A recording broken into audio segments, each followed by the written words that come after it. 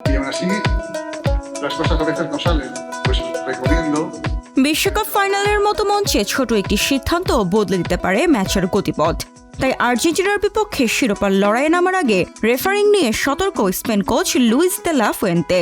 তার প্রত্যাশা নিয়ম মেনেই বাঁশি বাজাবেন ফাইনালের দায়িত্বে থাকা স্লোভেনিয়ান রেফারি স্লাভকো ভিঞ্চিচ।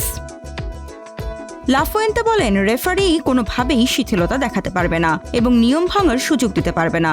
ফুটবলের বৈধতার সেই সীমারেখা অতিক্রম করা যাবে না। y fuimos ahí a Barcelona. সতর্ক করলেও রেফারিদের ওপর নিজের আস্থার কথাও জানিয়েছেন লা ফুয়েন্তে।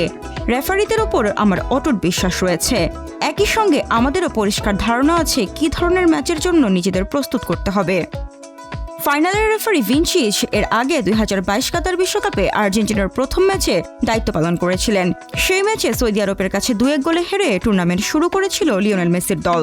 আরও একবার 3বারের চ্যাম্পিয়নদের ম্যাচ পরিচালনার দায়িত্ব তার কাঁধে।